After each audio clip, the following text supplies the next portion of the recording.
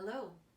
Today we are going to read from On the Banks of Plum Creek by Laura Ingalls Wilder. And today we're going to read Chapter 3, Rushes and Flags. Every morning after Mary and Laura had done the dishes, made their bed, and swept the floor, they could go out to play. All around the door the morning glory flowers were fresh and new, springing with all their might out of the green leaves. All along Plum Creek the birds were talking. Sometimes the birds sang, but mostly they talked. Tweet, tweet, oh twitter, tweet, tweet, one said. Then another said, chee, chee, chee, and another laughed, ha, ha, ha, tiraloo. Laura and Mary went over the top of their house and down along the path where Pa led the oxen to water. There along the creek rushes were growing and blue flags. Every morning the blue flags were new. They stood up dark blue and proud among the green rushes. Each blue flag had 3 velvet petals that curved down like a lady's dress over hoops. From its waist, 3 ruffled silky petals stood up and curved together. When Laura looked down inside them, she saw 3 narrow, pale tongues, and each tongue had a strip of golden fur on it. Sometimes a fat bumblebee, all black velvet and gold, was bumbling and budding there. The flat creek bank was warm, soft mud. Little pale yellow and pale blue butterflies hovered there and alighted and sipped. Bright dragonflies flew on blurry wings.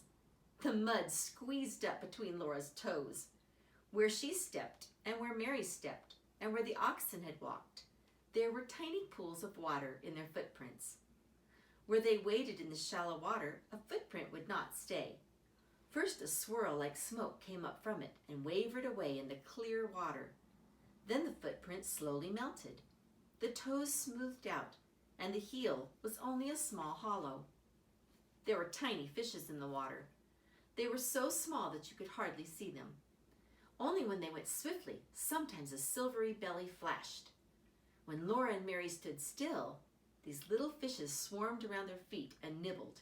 It was a tickly feeling. On top of the water bugs skated. They had tall legs, and each of their feet made a wee dent in the water. It was hard to see a water bug. He skated so fast that before you saw him, he was somewhere else. The rushes in the wind made a wild, lonely sound. They were not soft and flat like grass.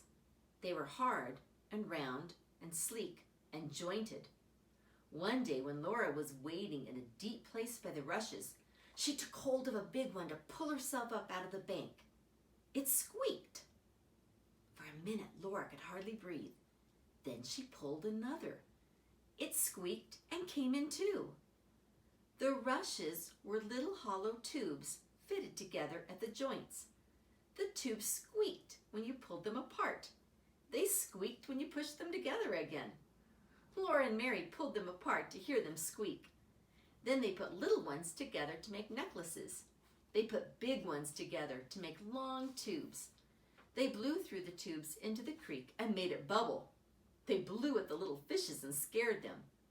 Whenever they were thirsty, they could drop long drinks of water through those tubes. Ma laughed when Laura and Mary came to dinner and supper, all splashed and muddy, with green necklaces around their necks and the long green tubes in their hands. They brought her bouquets of the pretty blue flags, and she put them on the table to make it pretty.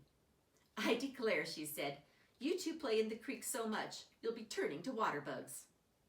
Pa and Ma did not care how much they played in the creek, only they must never go upstream beyond the little willow valley. The creek came around a curve there. It came out of a hole full of deep, dark water. They must never go near enough to go to that hole, even to see it. Someday I'll take you there, Pa promised them. And one Sunday afternoon he told them that this was the day. The end of chapter 3. Hope you enjoyed it.